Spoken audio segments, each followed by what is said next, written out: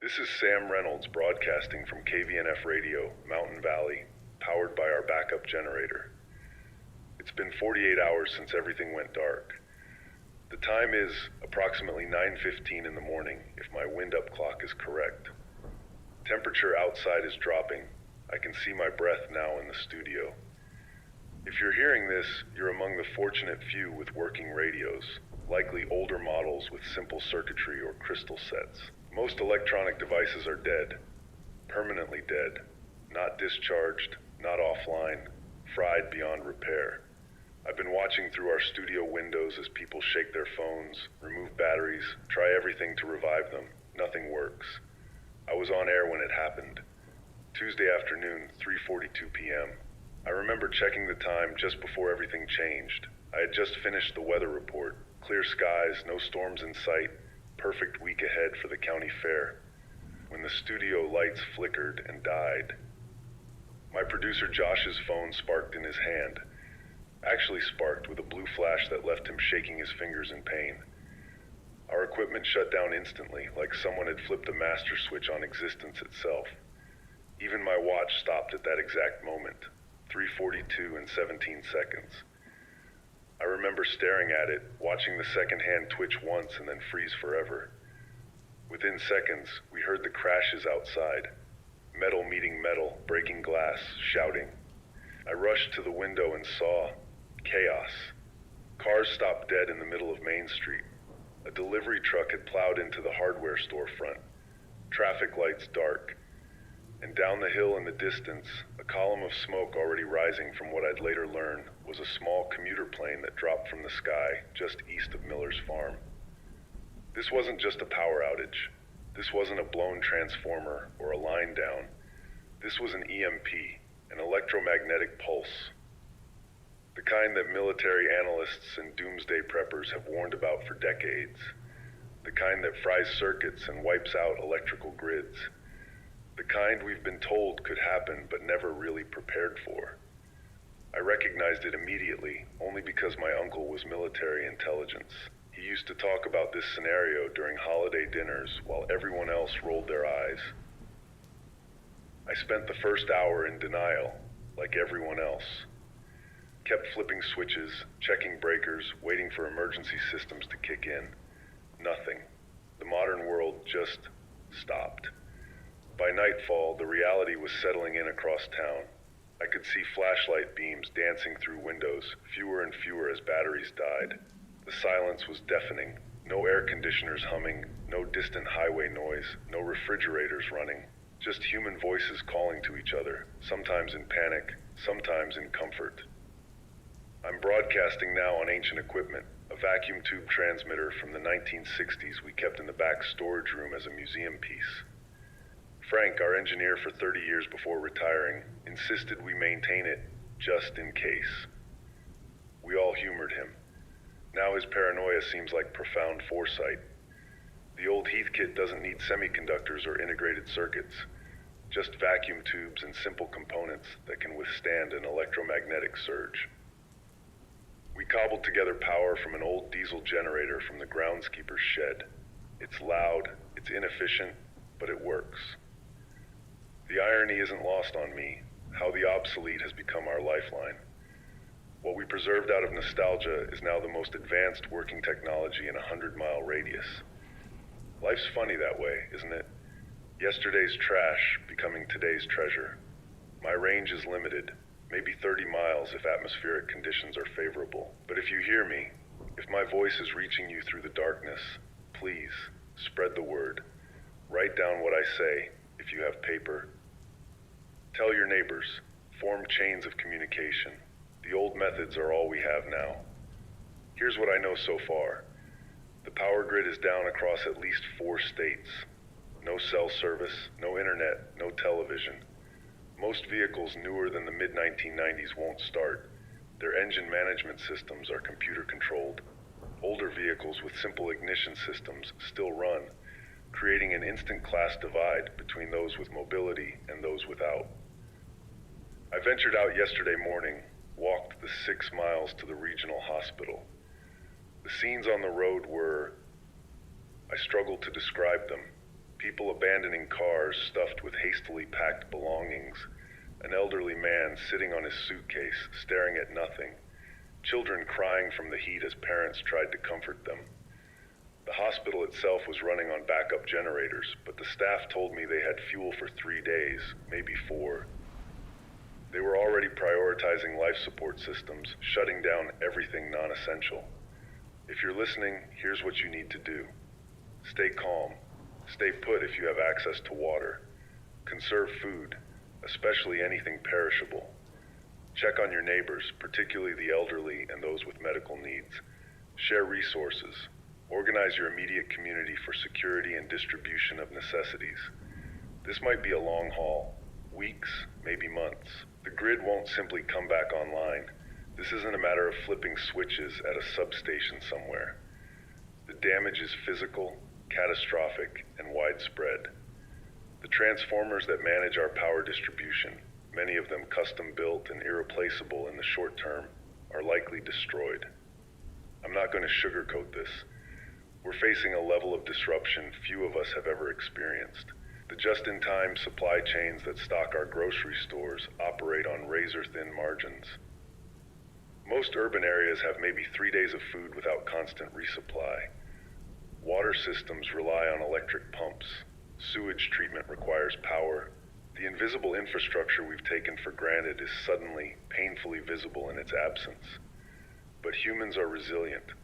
We've faced disasters before. We've rebuilt. We've adapted. I've already seen it starting. Neighbors sharing grills to cook defrosting food, informal childcare networks forming, handwritten messages posted on community boards.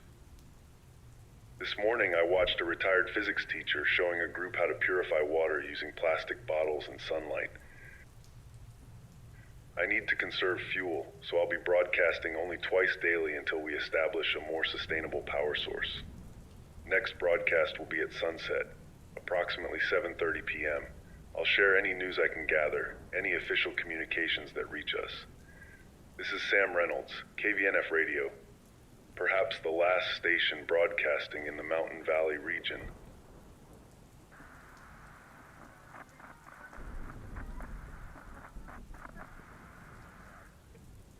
This is Sam Reynolds, broadcasting day 5 after the event. The temperature outside is dropping, winter approaching faster than we'd like. I can see my breath even inside the studio now.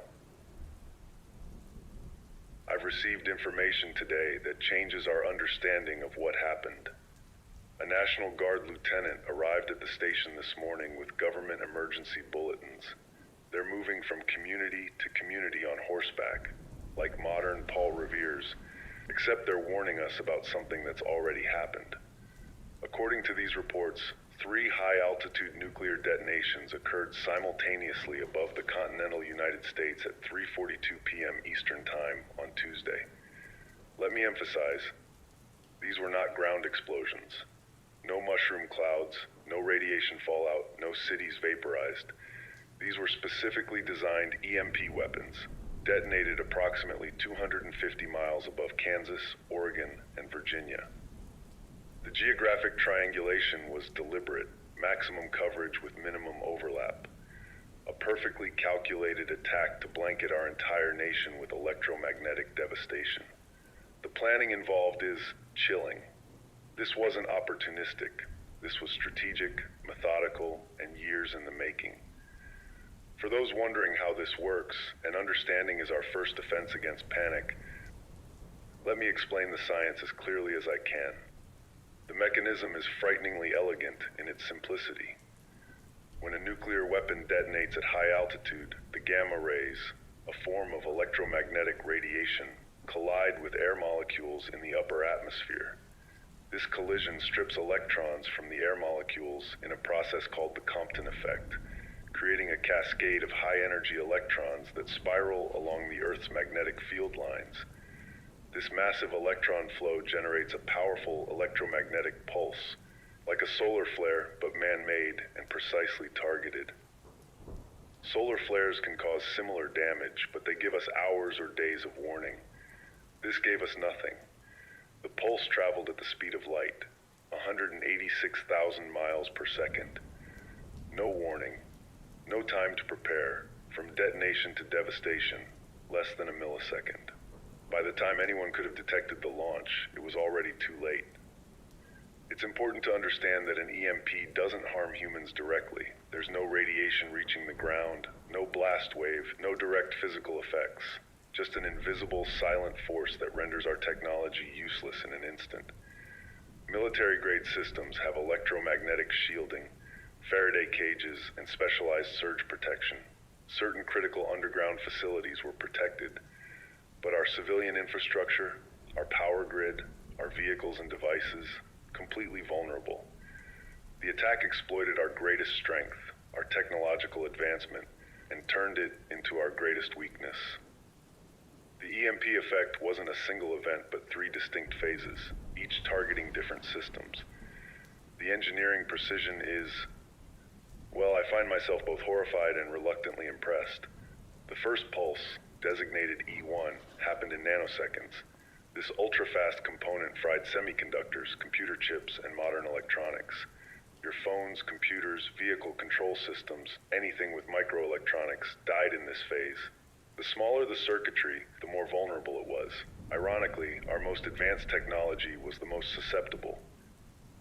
The second pulse, E2, followed milliseconds later. This component is similar to lightning strikes. Under normal circumstances, our grid could handle it. We have lightning protection systems. But with those systems already compromised by the E1 pulse, the E2 component overwhelmed any remaining electronic defenses. Then came the final phase, E3. This long, slow component lasted seconds to minutes, inducing massive currents in long power lines and cables. Those currents surged into our massive transformers, custom-built devices that manage our power distribution. These transformers aren't mass-produced. Each one takes specialized materials, skilled labor, and 12 to 18 months to build. They just melted from the inside. I spoke with Dr. Eleanor Vega yesterday. She teaches electrical engineering at Mountain Valley College. She explained it like this. Imagine throwing sand into the gears of a watch. That's the E1 pulse hitting microelectronics. Then hitting the damaged watch with a hammer. That's E2. Then submerging what's left in salt water to ensure corrosion. That's E3. Each phase ensuring that whatever might have survived the previous assault would not survive the next. This wasn't a simple attack. This wasn't even just an attack on our infrastructure. This was a carefully executed plan to send America back to the 19th century in the span of a single heartbeat. Our backup generator is struggling. We're rationing fuel carefully. But I believe understanding what happened is critical to maintaining order and purpose. Knowledge dispels fear, and right now, fear is as dangerous as any physical threat we face. The bulletins mention that military and intelligence agencies are working to determine the origin of the attack. The satellites or launch platforms would need to have been positioned precisely, suggesting this operation was in motion long before detonation. A sleeper attack, waiting for the perfect moment. There are reports of a few functioning systems, primarily old vacuum tube equipment like our transmitter, mechanical devices, and simple electrical systems without modern control circuits. Some vehicles manufactured before the mid-1980s still run. Old diesel generators without electronic controllers. Hand-cranked radios. Technology that would have been considered obsolete a week ago is now our most advanced functioning equipment. That's the brutal irony of our situation. Decades of technological progress wiped away in less than a second. The more advanced the system, the more completely it failed. We've become archaeologists of our own civilization, sorting through the rubble to find what still works, what can be salvaged, what must be reinvented. I think of my grandfather's stories about growing up during the Depression, how they repaired things instead of replacing them, how they knew the mechanisms of their daily tools intimately. That knowledge, once considered quaint and unnecessary, has become suddenly critically valuable. Tomorrow, I'll share what we know about the aftermath across the region and the country. I'm gathering reports from travelers, messengers, and local officials. The picture is still fragmentary, but it's forming. This is Sam Reynolds from KVNF Radio. If you have technical expertise, particularly in electrical engineering, mechanical systems, or communications, your skills are desperately needed. Report to your local emergency management centers, usually schools or government buildings. Our path forward requires your knowledge.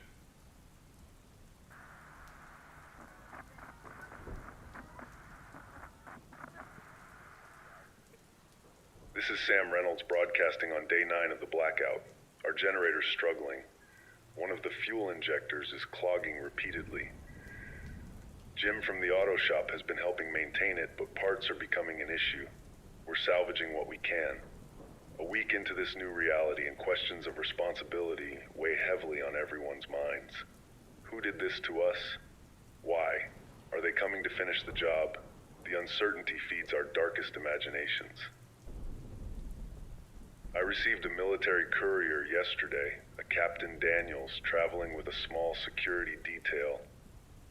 They moved quickly, stayed only long enough to deliver sealed information packets to key community leaders. I was surprised to be included in that group, but I suppose information distribution has become as critical as food and medicine. According to these Pentagon sources, the attack came from a coordinated strike using stealth satellites that had been placed in dormant orbits, possibly for years. The technology signature points to a coalition of hostile states, not a single enemy, but a coordinated group united by their opposition to American influence. The captain wouldn't provide specific names, but his expression when I mentioned certain nations told me enough. What's becoming increasingly clear is that this wasn't a random event or natural disaster. Despite some early theories about an unusual solar flare or space weather phenomenon, the precision timing and specific geographic targeting eliminate any natural cause. The placement of the detonations was meticulously calculated to maximize coverage of our electrical grid while minimizing other forms of damage. This was a surgical strike against our technology, not against our people directly. The military assessment describes this as the first move in what they're calling zero-day warfare, a conflict paradigm designed to cripple rather than destroy, to weaken rather than conquer. We're learning the hard way that in the 21st century, you don't need to invade a country to defeat it. You just need to turn off the lights and wait. It's a terrifying strategic calculus.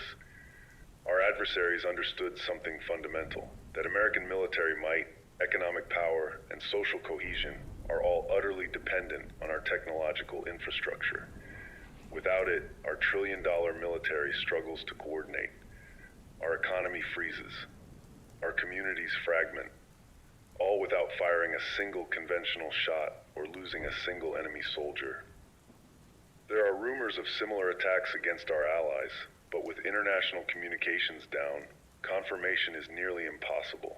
The last satellite phone communication the military received from Europe reported widespread outages across NATO countries, but the call was cut short. We're isolated in the dark, both literally and figuratively. Yesterday I hiked to Thompson Ridge, highest point near town, needed to see for myself.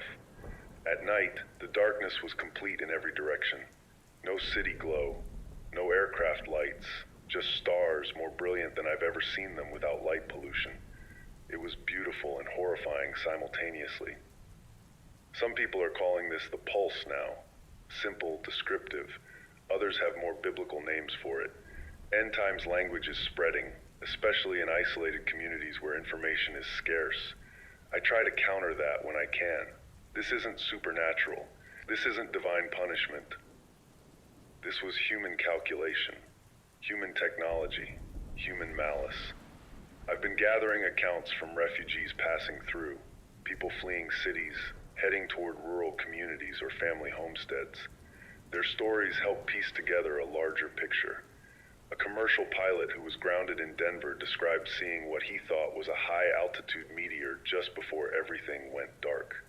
A former satellite communications specialist from the Air Force said her team detected unusual orbital adjustments 3 days before the attack, but the signatures didn't match known military satellites. The most troubling account came from a cybersecurity analyst who had been working with a power company. He claimed they had detected unusual probing of their systems for months, digital reconnaissance, mapping out our infrastructure vulnerabilities. The physical attack was preceded by extensive intelligence gathering. They knew exactly where to hit us and how. What keeps me awake at night isn't just who did this, but what comes next. Is this the entirety of the attack, or phase one of something larger? The military courier couldn't or wouldn't tell me. His orders were to deliver information, not speculate. But I saw concern in his eyes that his official language couldn't hide. For now, we exist in a state of suspended animation. Our nation is wounded, but not conquered. Our military, while hampered, is not destroyed. Key government functions continue from hardened facilities. We are damaged but not defeated. I find myself thinking about historical parallels. Pearl Harbor, 9/11, moments when we were struck suddenly, violently. But this is different. Those attacks were visible, immediate, with clear targets and clear enemies. This is invisible, ongoing, distributed across our entire nation. There's no single point of impact, no ground zero, no dramatic footage. Just silence where there was once the hum of modern life. The question of attribution matters because it shapes our response, both at national and personal levels. Are we at war? With whom? What does victory look like? How do we fight back against an enemy that struck from orbit and may never set foot on our soil? These are questions for generals and presidents. For us, in the here and now, our focus must remain on survival, adaptation, and maintaining our humanity amid hardship. Tomorrow I'll share what we know about conditions across different regions. Reports are fragmentary, carried by travelers and official couriers, but they help us understand the wider impact and response. This is Sam Reynolds from KVNF Radio. Remember that fear thrives in information vacuums. Share what you know. Counter rumors with facts. Stay rational. Stay united. Knowledge is as essential as food and water in this new world.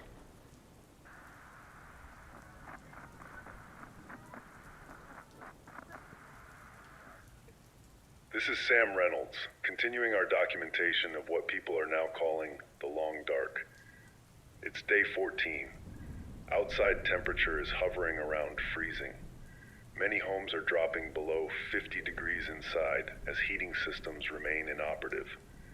I want to take us back to the immediate aftermath, those first crucial 72 hours that shaped everything that followed. Understanding this period helps explain our current circumstances and perhaps provides lessons for the challenges ahead. The first 3 days were utter chaos. The transition from normalcy to crisis happened without warning, without gradual escalation. One moment we were in the 21st century, the next something more primitive. Hospitals immediately switched to emergency generators, but most of these systems were designed for temporary outages, 24 to 72 hours at most. Many had only enough fuel for days, not weeks. Mountain Valley General had prepared better than most. They had reinforced their backup systems after the ice storm of 2017. Even so, within 3 days, they were rationing power ruthlessly. By day 5, they had lost their first patients on life support systems. I can't bring myself to share those numbers yet. The medical personnel I've spoken with carry a weight I can see in their eyes. They made impossible choices about who would receive the dwindling power. Triage decisions that will haunt them forever. Basic services collapsed like dominoes. Water stopped flowing as pumping stations failed. Most municipal water systems rely on electric pumps to maintain pressure. Some higher elevation areas retained water pressure for a day or so until gravity tanks emptied. After that, people turned to bottled water, streams, and collected rainwater. The lack of reliable water made sanitation an immediate crisis. Food spoiled in powerless refrigerators. I walked past homes where people were cooking everything they could on improvised grills in their driveways, a strange neighborhood cookout born of desperation rather than celebration. The smell of cooking meat filled streets as people tried to use food before it rotted. Gas stations couldn't pump fuel without electricity. Those with manual pumps became instant hotspots, lines forming immediately, tensions rising as people realized the implications. Some station owners tried to maintain order, others simply locked up and disappeared. ATMs died immediately, credit card systems collapsed. Digital money, which constitutes over 90% of our currency, became meaningless overnight.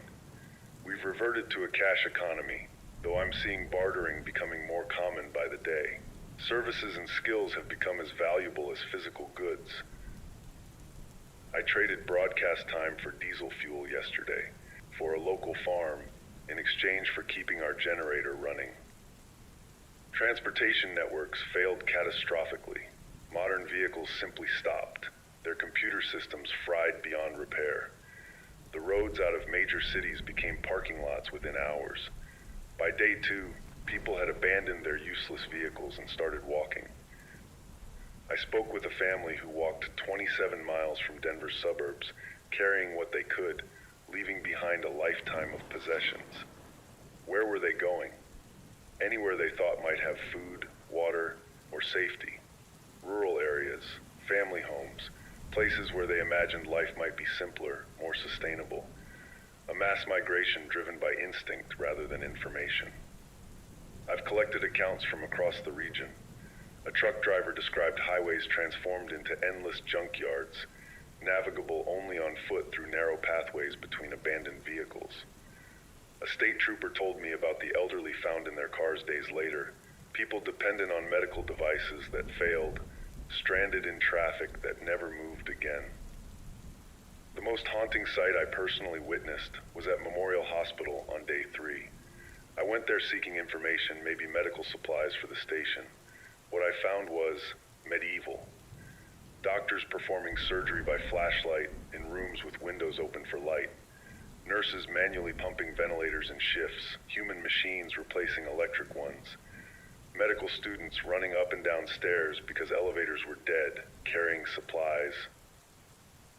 Modern medicine stripped of its technology, revealing the human core beneath. I watched Dr. Morris, a surgeon known for pioneering robotic-assisted procedures, operating with basic tools, his hands steady, sweat dripping from his forehead in the stuffy room. It was medieval medicine practiced by doctors trained in the age of advanced technology. The juxtaposition was jarring, humbling. Communication died almost completely. No phones, no internet, no television. Radio stations with modern transmitters went silent immediately. Ham radio operators became crucial links, but their range and power were limited. Information traveled physically, carried by people moving between communities. Rumors spread faster than facts. Fear filled the information vacuum. I established a bulletin board outside the station, paper and pencils where people could leave messages, share information, request help. Within days, similar boards appeared throughout town. Old-fashioned community message centers, handwritten notes seeking loved ones, offers of skills and services, requests for medicine, each board a physical manifestation of our need to remain connected. The silence is what gets to me most. Even now, 2 weeks in, I haven't acclimated to it. No humming of electronics, no distant traffic, no airplanes overhead, just human voices, footsteps, and occasionally, in the distance, breaking glass or gunshots. At night, it's profound. A silence so complete, it feels like a physical presence. The soundscape of our world changed overnight. You hear things you never noticed before, conversations from hundreds of feet away, the creak behind the station, the creak of buildings cooling in the evening. Birds seem louder, the wind more significant. It's as if nature is reasserting itself in the spaces left by our technological retreat. We've installed a wood stove in the studio, scavenged the flue pipe from the hardware store. The building codes that would have prevented this modification seem quaint now, concerns from a safer, more regulated world. Heat has become precious as temperatures drop. The studio has become a warming station for the immediate neighborhood. We broadcast by day, shelter by night. What I've observed about human behavior in these 2 weeks is both troubling and inspiring. The initial shock and denial gave way to fear, then to a pragmatic focus on immediate needs. Now I'm seeing the emergence of new social structures. Block captains organizing resources, informal security patrols, work rotations for essential tasks. We're adapting. Not smoothly, not without conflict, but we're adapting. Tomorrow I'll share information about the governmental response, what remains of official authority, and how they're attempting to maintain order and provide assistance. The information comes from both official couriers and civilian accounts, creating a patchwork understanding of our national situation. This is Sam Reynolds from KVNF Radio. If you're just finding a working radio, we broadcast at dawn and dusk daily. Spread the word, share information, help each other. Remember that crises reveal character, they don't create it.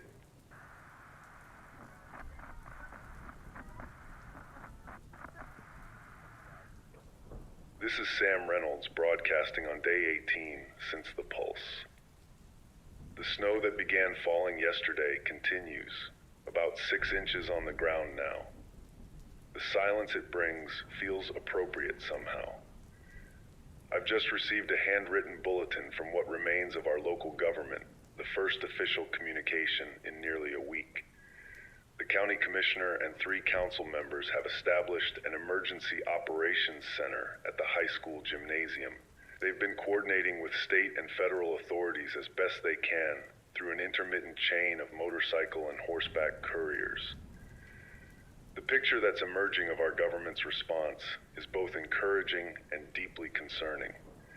According to these reports, the National Guard has been fully mobilized across all states, operating under contingency plans that were, thankfully, in place for this scenario. Their effectiveness, however, is severely restricted by the same limitations affecting everyone else: limited fuel, broken communications, and transportation challenges. They're focusing primarily on major population centers, establishing security perimeters around critical infrastructure and distribution points. What troubles me most is the fractured nature of the response. Each region, each state, sometimes each county is operating semi-autonomously. The elegant federal system that once bound us together is struggling without rapid communication. Decisions that once came from Washington now come from wherever authority remains intact. FEMA had theoretical protocols for national grid failure, but according to the National Guard captain I spoke with yesterday, the reality has overwhelmed even their most pessimistic projections. The scale and suddenness simply exceeded planning parameters. They're establishing distribution centers for essential supplies, medicine, food, water purification, but without functioning transportation networks, delivery is painfully slow. The president and key officials were evacuated to hardened facilities with electromagnetic shielding immediately after the attack.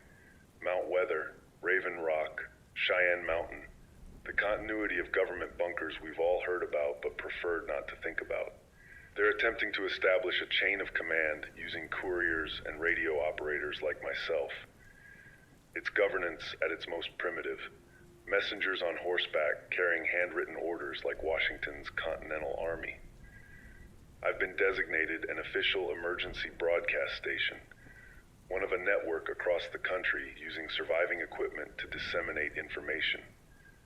The document authorizing this arrived yesterday, bearing 3 different official seals and signatures, a formal document from an increasingly informal government. The message I've been asked to relay is this: stay where you are if you have access to water. Conserve food. Help your neighbors. Local communities need to self-organize. Help is coming, but it will take time, weeks, possibly months. Let me be blunt about what this means. We are largely on our own, not because our government has abandoned us, but because its capacity to help has been crippled by the same attack that affected everything else. The mighty federal apparatus that once delivered aid anywhere in the world within days is now struggling to move resources between neighboring counties. I've been tracking the movement of emergency resources by plotting courier reports on a map. Aid is radiating outward from military bases and federal stockpiles like ripples in a pond, but slowly, too slowly for many communities. Yesterday, I spoke with Major Harris from the 4th Infantry Division. His unit is helping coordinate distribution from Fort Carson. He described the challenges with a military frankness that I found both disturbing and refreshing. Their vehicles, mostly older models hastily retrofitted, can only reach a fraction of communities in need. They're prioritizing based on population density, medical urgency, and strategic importance. Some difficult decisions are being made about which areas receive immediate assistance and which must wait. He showed me their operations map. Marked in red were communities they hadn't been able to reach at all. There were far too many red markers. What's emerging is a patchwork of government presence. Some areas have substantial military or law enforcement presence. Others have none. In the vacuum, local leadership has taken different forms. Some communities have rallied around elected officials, others around whoever demonstrated competence in the crisis. Police chiefs, doctors, former military personnel. A few have seen concerning power consolidation around those with resources or force. The constitutional chain of authority remains intact on paper, but in practice, we're seeing the rebirth of very local governance, almost feudal in some regions, according to travelers' reports. The mayor of a small town in Nebraska declared emergency powers and organized surrounding farms into a collective resource pool. A county sheriff in Wyoming established checkpoints on all roads, controlling movement through his jurisdiction. A hospital administrator in Utah effectively became the de facto authority for her town when no one else stepped up. For those wondering about martial law, the official position is that it has not been declared. The posse comitatus restrictions on military law enforcement on U.S. soil technically remain in effect. In practice, military units are maintaining order where local law enforcement cannot. The legal distinctions seem almost quaint now, like arguing about sailing regulations in the middle of a hurricane. The most effective government response I've observed comes from individuals who understood what was happening and acted immediately. The county clerk who printed vital records on paper before generators failed, the USDA agent who organized seed distribution to suburban neighborhoods, the Forest Service ranger who taught water purification techniques to an entire community. The snow is coming down harder now. The world outside looks peaceful, pristine. Nature seems indifferent to our technological collapse. For those with technical expertise, especially electricians and engineers, report to your local emergency management centers.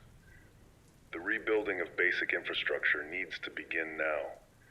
They're particularly seeking those with experience in older systems, pre-digital technology that might be repairable or adaptable.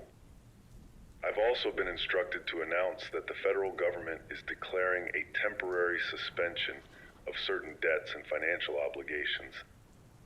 Property taxes, mortgages, loan payments, all frozen until banking systems can be restored. It seems almost absurd to worry about such things now, but there's something reassuring in the government still thinking about our long-term stability. Tomorrow, I'll share observations about how communities are adapting, the emergence of new routines and systems to replace what we've lost. There are lessons being learned here that we should document. This is Sam Reynolds from KVNF Radio. Remember that in times of fractured authority, personal responsibility becomes even more important. Follow your conscience. Help where you can. Document what you observe. We're not just surviving this moment, we're creating the foundation for what comes after.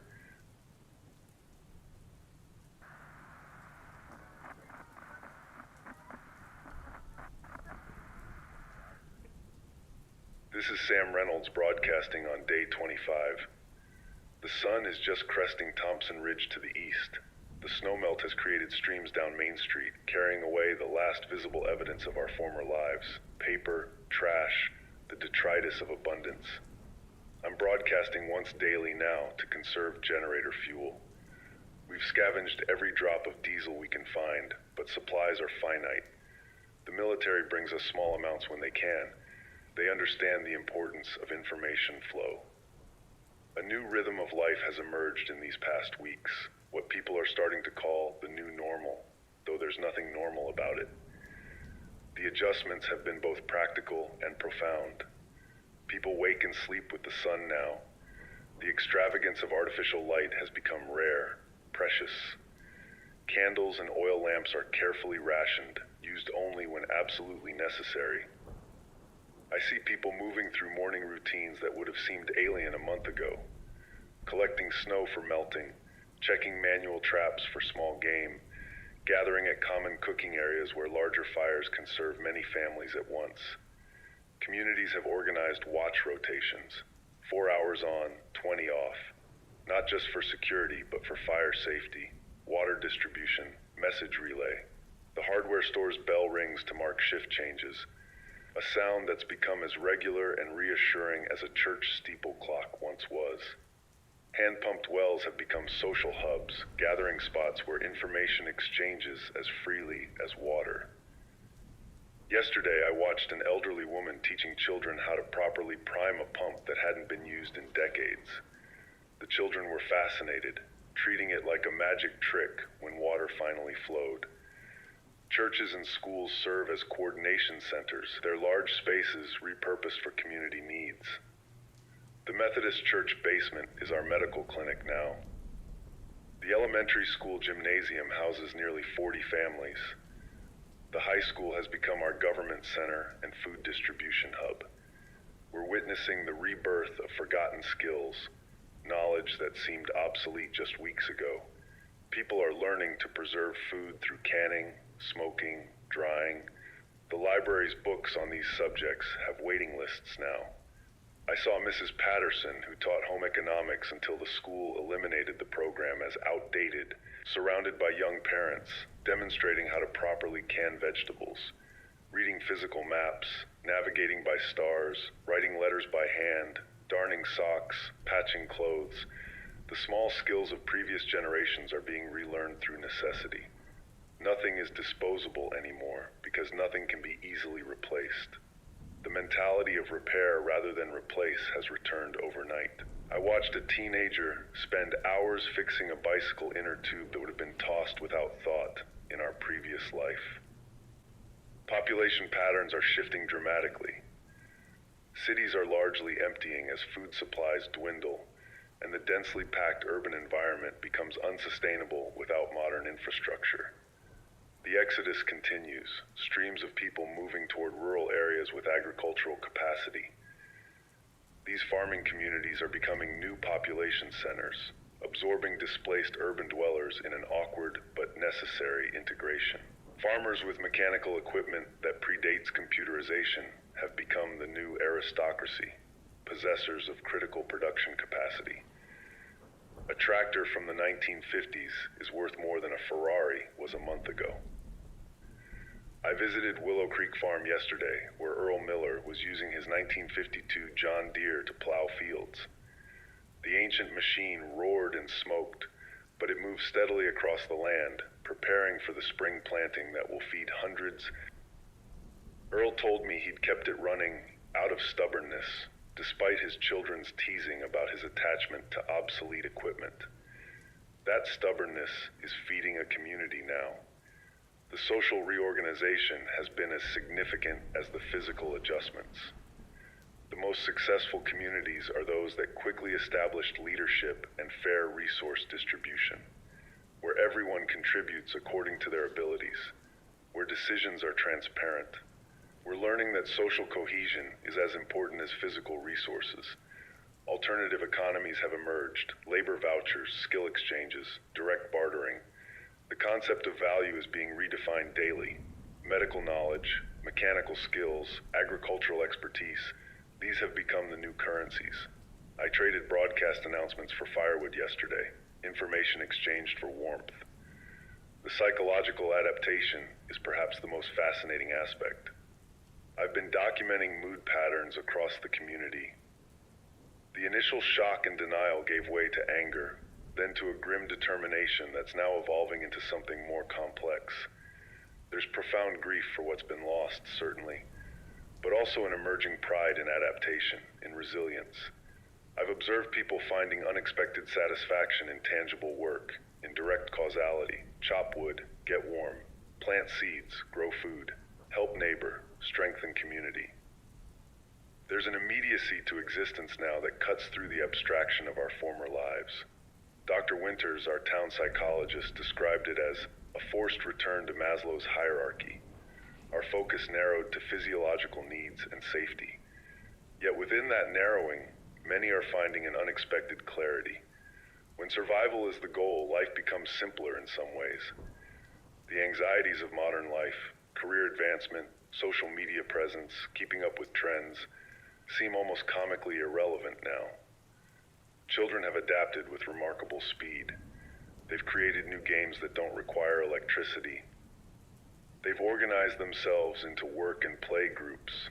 They've accepted the new limitations without the baggage of comparing it to what came before. I watch them moving through town with a sense of purpose that seems both premature and appropriate. The elderly have become invaluable knowledge repositories. People who grew up before the digital age remember how to function without it. Mrs. Grayson, who turns 93 next month, has been teaching neighborhood children how to identify edible plants. Mr. Abernathy, a retired mechanic, runs daily workshops on maintaining mechanical tools without power equipment. But there's a darker element emerging that I must acknowledge. As dusk falls earlier each evening, I've noticed how the darkness transforms our town. Windows that once glowed with electric light now flicker dimly with candles or remain completely dark. Streets that were once well lit now become black corridors by nightfall. The darkness isn't just physical, it's psychological. People whisper about things happening in that darkness, missing supplies, strange sounds, unfamiliar figures glimpsed at the edge of town. Most concerning are the stories from the outlying farmhouses, reports of nocturnal visitors testing doors, circling properties, watching, not yet confrontational, but assessing, calculating.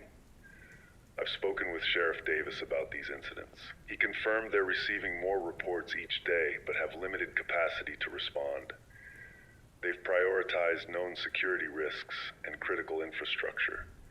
Isolated properties are largely left to their own protection. The darkness provides cover for those who prefer anonymity, both those seeking help and those seeking opportunity. The boundary between desperate scavenging and predatory behavior blurs in the shadows. Moral calculations shift when hunger presses and accountability diminishes. Most disturbing are the rumors from further east, stories carried by travelers of communities that have taken darker turns. Places where leadership established harsh hierarchies in the name of survival, where rationing has become weaponized against the unproductive, where dissent is met with exile, effectively a death sentence when resources are scarce and shelter critical. These may be exaggerated accounts, trauma narratives shaped by fear and retelling, but they reflect an undercurrent of anxiety that runs beneath our tentative stability. We recognize how thin the veneer of civilization can become when pressed, how quickly us can become them when resources dwindle. I visited the hospital's makeshift pediatric ward yesterday. In a dimly lit classroom, I found Dr. Mercer examining a young boy with an ear infection. No otoscope, no antibiotics, just knowledge, experience, and improvised tools. She pressed her stethoscope to his chest, her face close to his in the low light, speaking softly. In that moment, I saw both our vulnerability and our strength, our technological poverty against our human wealth. Later, outside, she confided her fears. We're managing now with basic conditions, she said. But winter is coming again in a few months, without proper heating, without reliable medications. She didn't finish the sentence. She didn't need to. This is Sam Reynolds from KVNF Radio. As night approaches, I remind you to secure your shelters, check on vulnerable neighbors, and remember that darkness, like everything else in this new world, is temporary.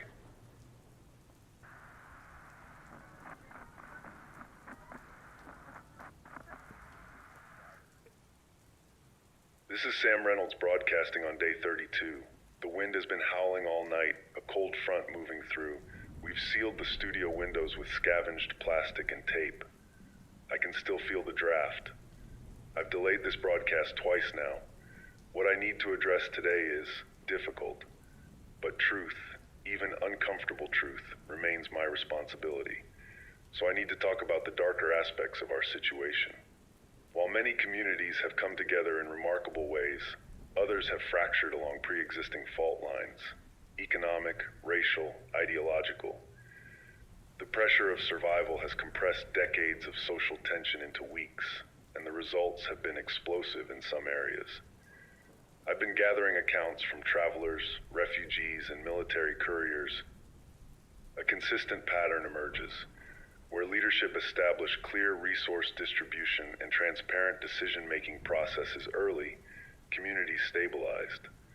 Where leadership faltered or resources were hoarded, conflict erupted. There are reports of organized groups ransacking homes and businesses across multiple counties. Some are former criminals taking advantage of the breakdown in law enforcement. But others, and this is the truly disturbing part, are ordinary people driven by desperation, fear, or opportunity. The line between civil society and anarchy has proven thinner than we'd like to believe. A group calling themselves the Restored has emerged in the eastern counties, led by a former militia leader named Harrison. Initially, they offered protection to vulnerable communities, a legitimate service in these dangerous times. But reports from families fleeing their territory suggest their methods have grown increasingly authoritarian. They've established roadblocks on major routes, demanding tribute from travelers, food, medicine, ammunition, or other valuable supplies. Those who resist are turned back or worse. They justify this as taxation for security services, but witnesses describe it as simple extortion. They've begun seizing properties they deem strategically necessary and conscripting able-bodied residents into their ranks. Lieutenant Rivera from the National Guard passed through yesterday. She confirmed they're aware of the Restored and similar groups in other regions, but military resources are too stretched to address every emerging threat. They're prioritizing protection of critical infrastructure and large population centers. More troubling than the physical threats are the emerging ideologies.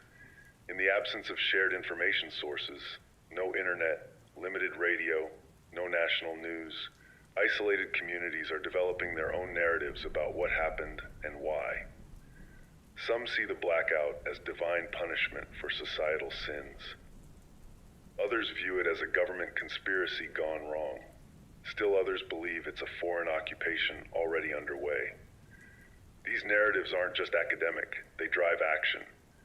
They justify violence against perceived enemies or undesirables. I've heard reports of scapegoating in communities where resources are particularly scarce. Blame placed on ethnic minorities, immigrants, or political opponents. Historical prejudices finding new expression in this crisis. The elderly and disabled, seen as consuming resources without contributing sufficiently, have faced exclusion or worse in some areas. Last week, a family arrived at our community center after fleeing a settlement 50 miles north. Their story was harrowing. The community leader had begun conducting resource efficiency evaluations, determining who was contributing enough to merit full rations. Those deemed inefficient consumers received less food, less medicine, less heat. The brutality wasn't in the violence, but in the cold mathematics of survival. The father was an engineer who'd been working to restore local power. When he spoke against the policy, his family's rations were cut further. They left in the night, walking through snow for nearly 2 days before reaching us. There's a psychological toll that's becoming increasingly apparent. A collective trauma manifesting as paranoia, depression, and in some cases, a strange euphoria. People celebrating the collapse of a system they felt alienated from. I've observed otherwise rational people becoming obsessed with conspiracy theories, finding patterns in random events, assigning blame based on pre-existing biases. Dr. Winters calls it crisis cognition, the mind's attempt to create meaning and order in chaos. When the world stops making sense, we grasp for explanations, for narrative threads we can follow out of the darkness. Sometimes those threads lead to dangerous places. I try to counter these forces by broadcasting verified information, by connecting isolated communities, by reminding listeners of our shared humanity. But my voice can only reach so far, competing with the primal fears that whisper to us all in the dark hours. Not all the darkness is external. We each carry our own shadows, our own capacity for moral compromise. I've caught myself rationalizing small ethical lapses, hoarding an extra coffee ration, withholding information that might draw more refugees to our limited resources. Each tiny step away from our principles makes the next step easier. This is perhaps the greatest danger we face, not the physical hardships, but the erosion of our moral frameworks, the slow, almost imperceptible adjustment of our ethical boundaries in the name of survival. I spoke with Pastor Matthews yesterday about this struggle. He described it as the wilderness test, referencing biblical stories of trials in barren places. It's not just about surviving physically, he said, but about whether our humanity survives intact. That framing has stayed with me. What good is rebuilding our infrastructure if we lose the values that gave our society meaning? What matters more, the fact of survival or its quality? I don't want to overstate the darkness. For every story of cruelty or exploitation, there are dozens of quiet acts of sacrifice and compassion. The doctor working by candlelight, the teacher continuing lessons in an unheated classroom, the neighbors sharing the last of their food with a family that has none. Yesterday I watched Mrs. Peterson, who needs a walker to move around, painstakingly knitting mittens for children in the community center. Her arthritis makes each stitch painful, but she works steadily through the daylight hours. Cold hands can't help anyone, she told me. I can't chop wood, but I can keep fingers warm. These small acts of humanity shine more brightly against the surrounding darkness. Tomorrow I'll share information about the technological bright spots emerging around the country, the protected systems that survived, the innovations being developed, the paths toward recovery. There are reasons for hope amid the challenges. This is Sam Reynolds from KVNF Radio. Remember that who we are in crisis reveals our true character. Choose compassion when possible. Choose principle over expediency. Choose community over isolation. The path through darkness is best walked together, each holding a small light of humanity to guide the way.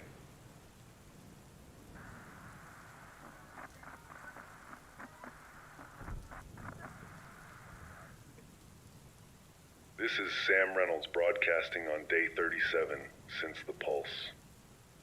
We've managed to increase our broadcast range by connecting a series of homemade antenna amplifiers. If you're hearing this for the first time, please spread the word about our dawn broadcasts. Not everything was destroyed by the electromagnetic pulse. Across the country, certain systems were protected, sometimes by design, sometimes by fortunate circumstance. These islands of functioning technology have become critical focal points for the recovery effort. Military installations were the best prepared. Strategic command centers like NORAD inside Cheyenne Mountain, hardened missile silos across the Midwest, certain naval vessels with electromagnetic shielding, these facilities maintained operational capacity.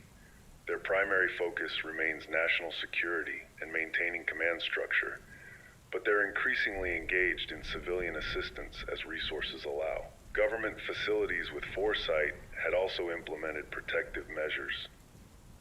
The CDC facility in Atlanta maintained its research and vaccine production capabilities inside Faraday-shielded laboratories.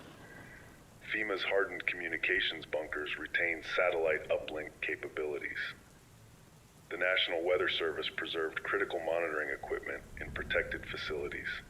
A handful of forward-thinking private companies had invested in electromagnetic pulse protection, primarily data centers, telecommunications nodes, and certain power generation facilities. Their preparation wasn't altruistic, it was risk management for their operations, but their surviving capacity has become invaluable for wider recovery. An unexpected development has been the emergence of what people are calling tech havens, communities that formed around surviving technological resources. The most notable is in eastern Tennessee, where Oak Ridge National Laboratory's shielded systems remain operational. Scientists and engineers have flocked there, working on small-scale solutions for power generation and communications. I received a handwritten bulletin yesterday from a courier who traveled from Oak Ridge. They've developed miniaturized solar inverters that can be built with salvaged components. The designs are being distributed via courier to manufacturing facilities across the country. It's 19th century information distribution for 21st century technology. Paper plans carried on horseback. Another fascinating case is the Amish communities, particularly in Pennsylvania and Ohio. Their deliberate technological restraint, often misunderstood as simple rejection of modernity, made them uniquely prepared for this scenario. Their farms continue to operate productively with draft animals and hand tools. Their water systems use windmills and gravity. Their homes are designed for heating with wood and natural cooling. Many Amish communities have opened their borders to outsiders, teaching skills that have suddenly become essential: animal husbandry, non-electric farming, food preservation, handcrafting. The cultural exchange happening in these communities is remarkable. PhDs in computer science learning to plow behind horses, investment bankers apprenticing with blacksmiths. I've also learned of amateur radio operators who had protected their equipment either intentionally or by storing it in naturally shielded locations like basement rooms with significant concrete and earth surrounding them. They've established a tenuous communication network spanning parts of the country, operating primarily at night when radio propagation is better. If you have ham radio capabilities, frequencies are being coordinated on the hour at 7 MHz for regional communications and 3.5 MHz for local networks. Military and emergency services are using their own frequencies, but they monitor civilian bands periodically for critical information. The technology pattern reveals something about resilience. Simpler, older systems prove more robust than our most advanced technology. Vacuum tubes survived where microchips failed. Mechanical systems continued where computerized ones died. The cutting edge turned out to be the most vulnerable edge. There's a lesson here for our rebuilding efforts. The most advanced solution isn't necessarily the most resilient one. Redundancy matters more than efficiency. Repairability outweighs sophistication. These are principles we'll need to incorporate as we reconstruct. I spoke yesterday with Dr. Eleanor Vega, the electrical engineer I mentioned previously. She's been working with a team to salvage transformer components from damaged units. She described their approach as technological archaeology, digging through layers of advancement to find the reliable foundations beneath. We overbuilt, then we optimized until we had no margins left, she told me. Every efficiency we gained came at the cost of fragility. We'll need to rebalance that equation as we rebuild. I've been documenting the innovative adaptations I've observed. The bicycle-powered generator that keeps the medical clinic's refrigerator running for vaccine storage. The salvaged solar calculator screens connected in series to create crude monitoring devices. The mechanical telephone exchange reconnected to copper lines, allowing limited communication within a 10-mile radius. These pockets of resilience and creativity give me hope. They remind us that while our technology was vulnerable, human ingenuity remains our greatest resource. We're finding paths forward through the practical application of fundamental principles, physics, chemistry, mathematics, engineering, without the technological crutches we'd grown dependent upon. I can see from my window a team working on the water tower. They've devised a wind-powered pumping system to restore pressure to part of the town's water network. It's crude but functional, a repurposed windmill connected to salvaged pump components. They've been working for days, adjusting, failing, readjusting. This morning, water began to flow through the pipes again, the first time in over a month. The cheer that went up was like nothing I've ever heard.